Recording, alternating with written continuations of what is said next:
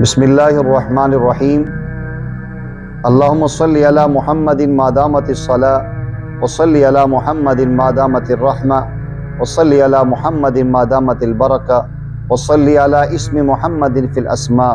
وصلی علی روح محمد فی الارواح وصلی علی صورت محمد فی الصور وصلی علی قلب محمد فی القلوب وصلی علی روضۃ محمد فی الریاض اللہم صلی علی عینین محمد اللہم صلی علی شفتین محمد اللہم صلی علی یدین محمد اللہم صلی علی رجلین محمد اللہم صلی علی سنین محمد اللہم صلی علی انف محمد اللہم صلی علی وجہ محمد اللہم صلی علی سیدنا و مولانا محمد وعلى آلہ الطیبین وذریاتہ المبارکین وصحابتہ الاکرمین وازواج امہات المومنین صلاة موصولة تتردد الى یوم الدین اللہم صلی علی محمد وعلى آل محمد الف مرۃ بعدد کل ذرۃ۔ آج آپ احباب کے سامنے وہ عظیم عمل اپنے بزرگوں کا میں پیش کرنے لگا ہوں جس عمل کی برکت سے ہمارے پیر و مرشد فرمایا کرتے تھے مولانا پیر ذوالفقار احمد نقشبندی رحمۃ اللہ علیہ کہ 30 سال کی عمر سے پہلے اللہ نے مجھے 100 مرتبہ نبی پاک صلی اللہ علیہ وسلم کی زیارت سے مشرف فرمایا۔ اور اپنے پیر و مرشد کا واقعہ، مرشد عالم رحمۃ اللہ علیہ کا واقعہ حضرت کے بیانات میں موجود ہے، ان کی سپیچ میں موجود ہے کہ ایک ساتھی آئے اور کہنے لگے کہ میں نے مرشد عالم رحمۃ اللہ علیہ سے سنا، فرمانے لگے کہ یہ جو سامنے ذوالفقار نقشبندی کھڑے ہیں، اللہ جل جلالہ کے ہاں اس خاص عمل کی برکت سے ابھی 30 سال کی عمر پوری نہیں ہوئی، 100 مرتبہ سے زیادہ پیارے آقا کی زیارت سے مشرف ہو چکے ہیں۔ آج وہ خاص عمل میں نے پیش کرنا ہے آپ حضرات کے سامنے، اگر آپ اور میں اس کا اہتمام کر لیں تو انشاءاللہ پیارے آقا کی زیارت سے ہم محروم نہیں ہوں گے۔ سب سے پہلی چیز یہ ہوتی ہے کہ جب بھی اکثر نوجوان بچے آتے ہیں کہ حضرت ہماری بڑی تمنا اور چاہت ہے، ہم نبی پاک صلی اللہ علیہ وسلم کی خواب میں زیارت کرنا چاہتے ہیں لیکن زیارت نہیں ہو رہی۔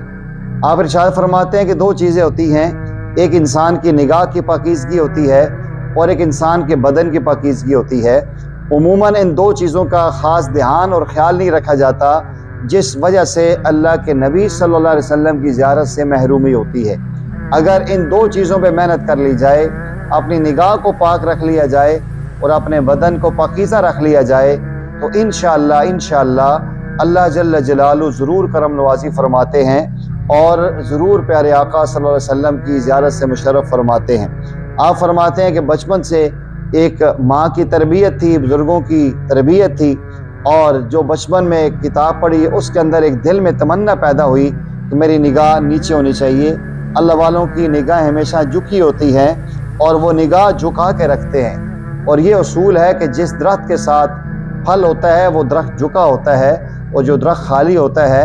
وہ اکڑا ہوا ہوتا ہے۔ جو درخت پر ثمر ہیں وہ ثمر اٹھا نہیں سکتے، جن کے ساتھ پھل نہیں ہیں وہ گردن جھکا نہیں سکتے۔ آپ فرماتے ہیں میرا معمول ہوتا تھا کہ میں ایسے سر نیچے کر کے گزر جاتا تھا، اور کئی انٹیاں آ کر پہلے ایسا ہوتا تھا نا کہ ماں کی دوستیں سہیلیاں بھی ہماری خالہ ہوتی تھی، تو حضرت بھی فرماتے ہیں کئی انٹیاں آ کر کہتی میری امی جان سے کہ آپ کا بیٹا ذوالفقار ہمارے پاس سے گزرا ہے، ہمیں سلام بھی نہیں کیا۔ امی جان بلاتی اور ڈانٹتی کہ بیٹا آپ نے ایسا کیوں کیا؟ تو فرماتے ہیں میں کہتا امی جان ان سے پوچھے میں نے ان کو دیکھا تھا؟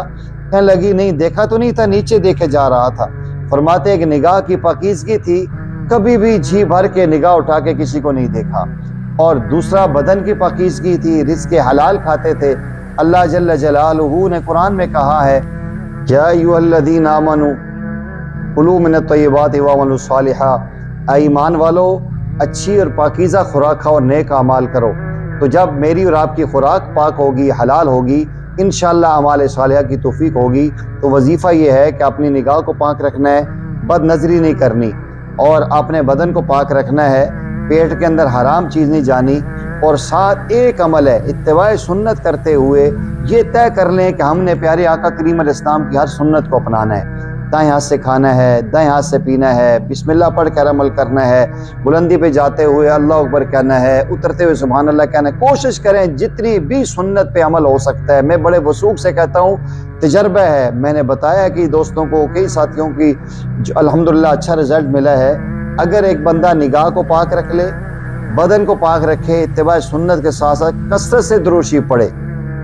انشاءاللہ یہ طے کر لے کم از کم 1000 مرتبہ درود شریف پڑھنا ہے، چاہے صلی اللہ علیہ وسلم پڑھیں، چاہے صلی اللہ علی النبی الامی پڑھیں، اللہم صلی علی محمد وعلی آل محمد پڑھیں، جو بھی درود شریف آپ پڑھ سکتے ہیں ضرور پڑھیں۔ یہ 4 عمل، اپنی نگاہ کو پاک رکھنا ہے، بدن کو پاک رکھنا ہے، حرام اور مشکوک خوراک پیٹ میں نہیں ڈالنی،